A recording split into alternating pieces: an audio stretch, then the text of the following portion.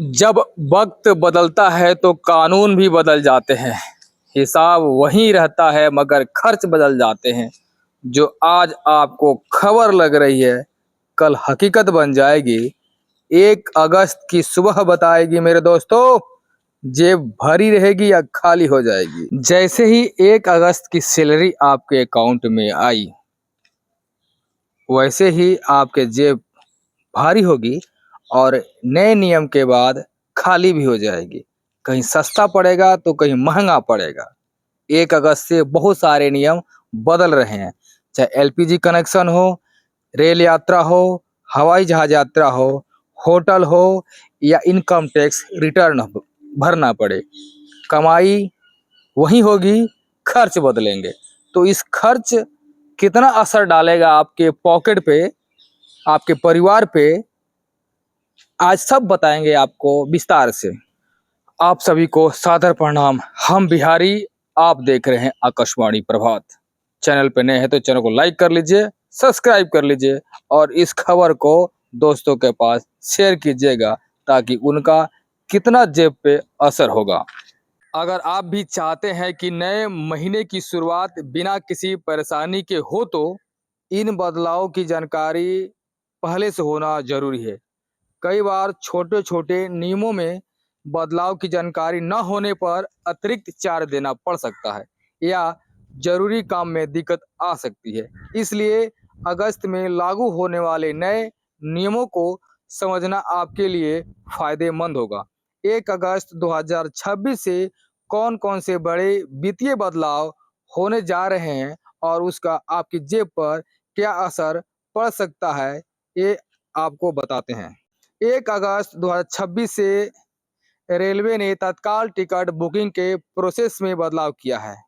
नए नियमों के तहत अब टोकन देने का समय तत्काल टिकट बुकिंग शुरू होने के समय के साथ ही रखा जाएगा। इंडियन एक्सप्रेस के रिपोर्ट के अनुसार इसका मकसद रिजर्वेशन काउंटर पर भीड़ कम करना और यात्रियों के लिए टिकट बुकिंग को आसान बनाना है।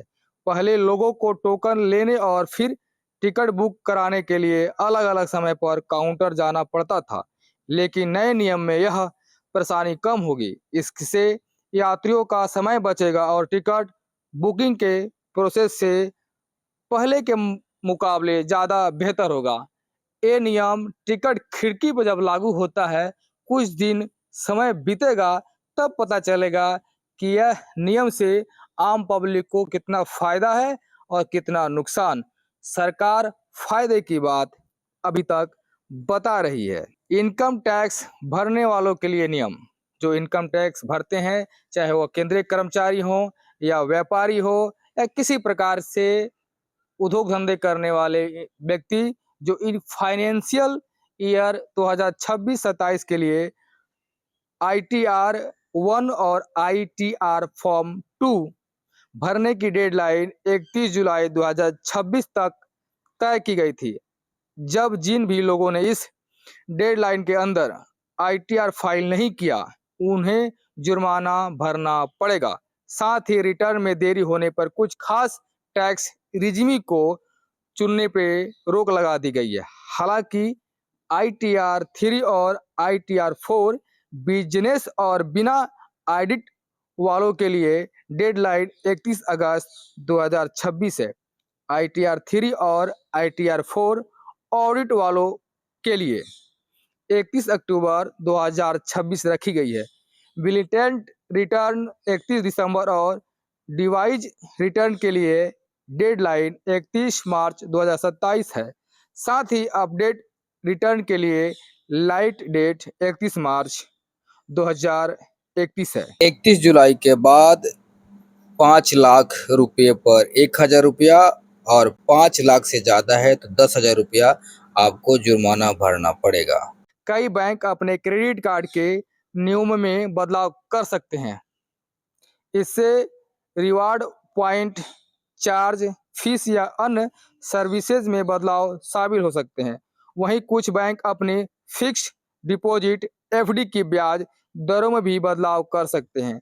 इसके अलावा अगर इस दौरान RBI की PMPC बैठक मॉनिटरिंग पॉलिसी में रेपो रेट को लेकर कोई फैसला आता है तो उसका असर लोन की ईएमआई और एफडी पर मिलने वाले ब्याज दरों पर पड़ सकता है।